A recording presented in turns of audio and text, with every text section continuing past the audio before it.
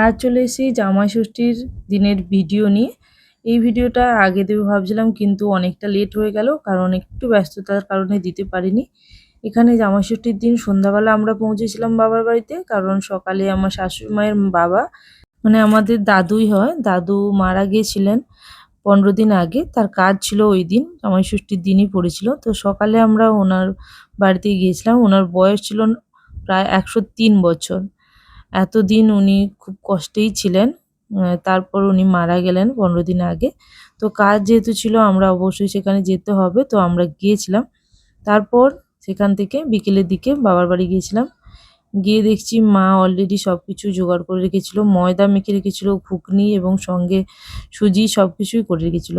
মা একটা সুজি বানায় খুবই ভালো। সেই সুজির ভিডিওটা আপনাদের একদিন দেখাবো। মায়ের হাতে ওই সুজি আমরা সবাই খেতে ভালোবাসি। এখানে মা ফল কাটছে। ফলের মধ্যে শসা, লিচু, আম যা যা মার কাছে ছিল সেগুলোই মা কেটে দিচ্ছে। আর এখানে আমি ভাজি বেগুনি, আর আমার ছেলে এবং বোন দুজন মিলে আগে লুচিটা ভেজে নিয়েছে। আমার ছেলে বেলে দিচ্ছিল এবং বোন লুচি ভাজছিল। বোন বলতে এখানে আমার কাকুর মেয়ে। ও আমার বাড়িতে যখনই আমরা যাই প্রায়শই আসে, এবং ও আমার একদম বোনের মতনই। নিজের বোন থাকলেও অতটা করতে পারতো না যা আমাদের জন্য ও করে।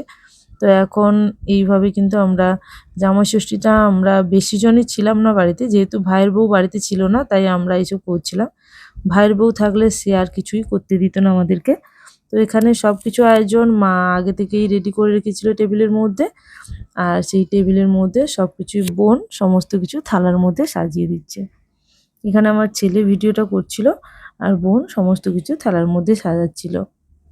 জামাই ষষ্ঠী আমাদের বাড়িতে নর্মালি হয়, খুব বেশি নিয়মকানুন নেই। তবে যা কিছু থাকে মা সেগুলো আগে করে নিচ্ছে, তারপরে খাওয়া দাওয়ার পর্ব হবে। তো এখানে প্রদীপ জ্বালিয়েছে এবং এইভাবে মা কিন্তু প্রদীপ জ্বালিয়ে বরণ করছে। আর এখানে চন্দনের ফোঁটা আমাদের দেওয়া হয়। তো বিভিন্ন জায়গার বিভিন্নভাবে কিন্তু নিয়মকানুন থাকে। সেই অনুযায়ী নিয়মকানুন আমাদের এই রকমই কিছু ফুল এবং মিষ্টি এইসব দিয়েই কিন্তু আমাদের জামাই ষষ্ঠীটা হয়। তবে অনেক জায়গায় দেখেছি বিভিন্ন রকম জামাই ষষ্ঠীর অনেক নিয়মকানুন থাকে, সেই নিয়মকানুন কিন্তু আমাদের এখানে নেই। এরপর মা তার জামাইবাবুকে এইভাবে একটু মিষ্টি খাইয়ে দিল, তারপর মাকেও ও খাইয়ে দিয়েছিল, তো সেটা আর ভিডিও করা হয়নি। এরপর ও টেবিলে বসে খাবারগুলো খাচ্ছিল এবং আমরাও সেই সঙ্গে ওখান থেকে নিয়ে খাচ্ছিলাম, কারণ এত কিছু ওর পক্ষে খাওয়া সম্ভব ছিল না। এরপরে আমাদের রাতে রান্না হবে, তার জন্য আমার বাবু এখানে মাটনটা ধুয়ে নিচ্ছে। ও বলল যে মা আমি ধোবো, কারণ ও রান্নার কাজকর্ম করতে খুবই ভালোবাসে।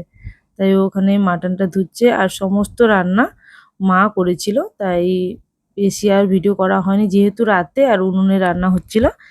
আর রাতে রান্না এইসব হয়েছিল: বেগুন ভাজা, আলু ভাজা, খাসির মাংস, পাবদা মাছের ঝাল। আর এখানে আরও দই মিষ্টি পরে দেওয়া হয়েছিল, সেগুলো আর নেওয়া হয়নি ক্লিপ। আর এইভাবেই আমাদের খুব আনন্দের সঙ্গে জামাই ষষ্ঠীটা কাটলো, এবং পরের দিন রবিবার ছিল এবং আমি বিকেলে বাড়ি চলে এসেছিলাম।